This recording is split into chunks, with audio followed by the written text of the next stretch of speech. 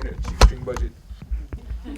Right on. So, are there any questions right off the bat from the audience? Yeah. I just really have to say that I thought that was like super amazing. I laughed the whole way through. I couldn't I thought I had to leave at some point. At the beginning with the limes and stuff, the scenario, everything. I thought it was really well done overall. Super nicely filmed. On top of that, I don't really have a question. Sorry. Awesome, thank you. It's the best. Right here in I the front. know New Mexico really well, and I've always loved the colors of New Mexico, but this is shockingly beautiful. Fantastic. Yeah, thank They're you. all great. Yeah. What was the choice of shooting in black and white? Just to keep consistency, since we're so low budget, I couldn't. Hides things. We didn't. Yeah, we basically had a couple of lights and a reflector to shoot the whole thing. So just to make everything consistent through the whole thing, just drop it to black and white. So Yeah. just like, all right, it looks classier too. So just point it in the right direction. Yeah. Any other questions from the audience? We'll do this one here. So when the film like first starts, it's like really conceptually driven. Like there's a lot of really long scenes and a lot of really, you know, dynamic angles. You're trying to do something, and then it cuts into more of like a mainstream narrative, and then it goes back and forth. I didn't know anything about this film before seeing it, but I'm like blowing my mind. So like, what made you want to make a film that jumps between those filmmaking styles throughout in that way that you did? I think just the experience, because it was kind of just how the movie evolved. Because at first we started with like a short about jogging that we started shooting, and about this guy just going out and running. It was supposed to be like a quick 3-minute thing, and then we just started building more ideas about many goats and limes, and we ripped out this whole thing about cartels. And then we just built a scene on that, and then just getting my heart ripped out too also helped on making that kind of just needing to put it somewhere. Always helps. And then just experience of just being surrounded by my friends and drinking and smoking weed and just like just make something weird. What is it like directing yourself? Weird. Yeah. You probably asked these guys, how was it? Well, in those moments, we all felt like we were directors. And just like, hey, Black Horse, just take it down a notch. Yeah. You're talking too much, all right? Yeah, yeah. So, yeah, he had help. Was Yeah, it directing. so? Was it like the collaborative process? It was a very collaborative experience. Do you Yeah. want to expand on that a bit? Yeah, or- for sure. Well, it's like everyone on the crew and the cast are all like, Sally's a director, producer as well, who had a couple of short films here like a couple of years ago. So did that. So she's a fantastic editor, camera op, and just a good producer too. So got to use her skills. This man shoots fucking badass. He can edit real fucking good. Lydell can just produce music and just make anyone feel really super cool and comfortable. So just like, as long as I could use people that I love and know what their best abilities are, I know we can even though it's super lo-fi, we could still make something out of it. Yeah, for sure. In terms of like, was it very improv based? Did you have an actual script with dialogue, or were you working with an outline?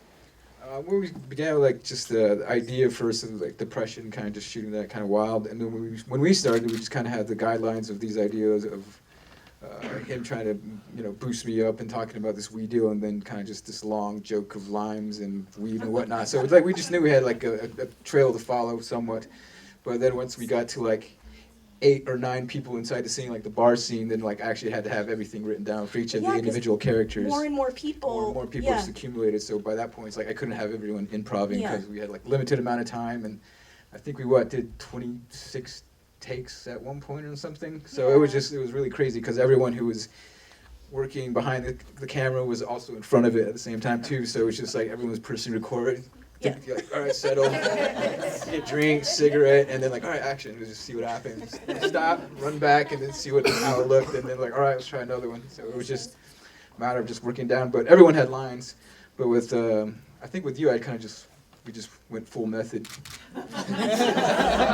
As it were. We were all pretty method. We were just playing exaggerated versions of ourselves, and the thing is, like, we shot this for like nothing, and I feel like we always fall victim of like, we make this shit look easy, yo. Like, but like it's only because you got a bomb director who's letting you fly and making you feel comfortable because it's a long journey to know how to direct actors. You can do all sorts of facets of filmmaking, but the horse has got it down and he's got us going. I mean, you know, I ain't never, you know, maybe I take an acting class years ago, but you know, we ain't actors, you know. You know, I guess we're entertainers. You know, I bust out the 3-6 Mafia out on you, but like, you know, respect to the man, the director, you know, who knows how to let you go free, let you be comfortable, because nobody wants to get shut down when they're being creative, and that's what makes this cool. Is like everyone, I'm sure everyone here, like, yeah, me and my friends are cool. We could have a movie about ourselves, and boom, we have it. You know? So like, you know, yeah, I guess extreme narcissism, but like, you know, we having fun. Is what it is, man. So. Any other questions from the audience? Back here. Yeah, I thought that was great, dude. Thank you. Yeah, but I thought Cody's monologue was one of the fucking funniest monologues I've ever seen in Yeah, a it was film. brilliant. Yeah, so The rough cut went on for even longer. Like there was a whole scheme of like, 2 hours talking about this whole ketchup routine and how he made like $1 million off of it, and like more stuff about his daughters, like, and then his shoes got stolen. It was just like a whole thread of shit we had. So did Cody? Did you just let Cody go off? Because I know Cody. I worked with him before. yeah. Like that, he's smart like that, man. He's just funny. He's a funny guy, right? But I want to know like that monologue and then a couple of the other monologues in there. If you just let these guys go and. Yeah, with him, it was like pretty much just like very simple. It's like, yeah, you're playing this Canadian guy who's got like, you know, getting your weed back and go. All right, and then we just I don't know which I'm gonna feed you, you feed him, and we'll just kind of see what kind of energy we It's can like the create. machine gun when he's just going- like let's just.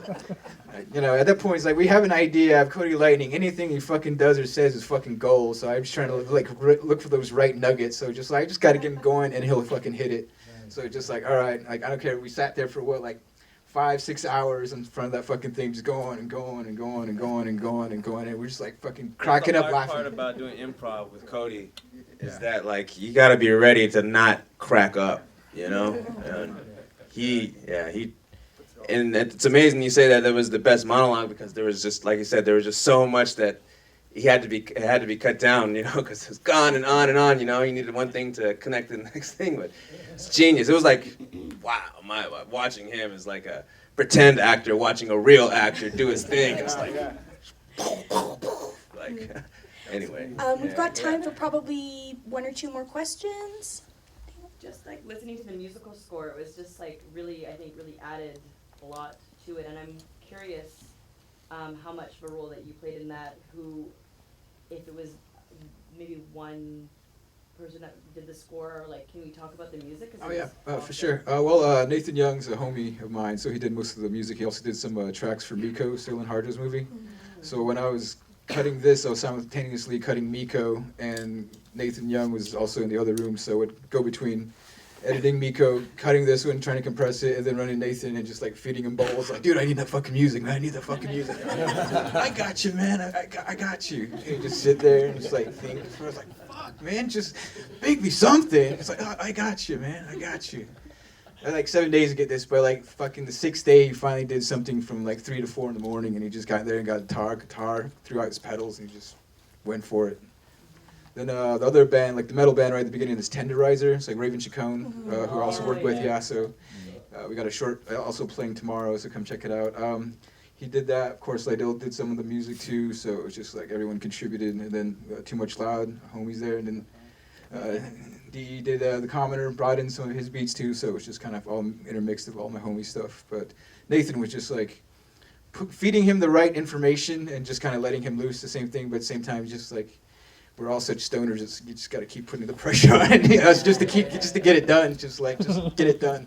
But when they get it, it's just like it's just tight. Like I still have like probably like 3 hours of like more music that he just gave me. He's like, here, just fucking do whatever. It's like, fuck yeah. And it was just amazing just to hear him like smoked out room and he was just fucking getting down. It's like, fuck yeah. We could probably do one last question. Somebody way in the back there. How many times did you have to shoot Sally making those pool shots? Yeah. That was 13 tries to get that bad. I'm actually really good at billiards. I was all acting Pressure. right there. That's all acting. Yep. Pro. Yep, convincing. Like Della doesn't even play guitar. That's all. Yeah. Yeah. All right. That's all the time. Oh, One last question. okay. One. What happens when you run out of weed, bro? Never run out. That's when I focus up making my next movie. That's how I had to make this one. The goal was like, as soon as I get in the fucking sound design, fucking shot tequila, bowl of fucking weed. Got to that point and just ripped it, and I fucking like, that was just too much, man. But it's so fucking awesome. Yeah, but it never runs out. Oh God. Just it's a heavy psychedelic. Lasts about like 12 to 15 minutes, but it basically feels like you leave your body and go into the universe. Yeah, but each time you go farther and farther. So I wouldn't recommend it. It's something. It's just like an extreme mushroom trip where it's like, oh, okay, I'm good. But if you're not afraid, take the journey. Change your life. Thank you so much for obviously a very badass film, and for all of you to come out and share the insight with us. Thank you, guys. Thank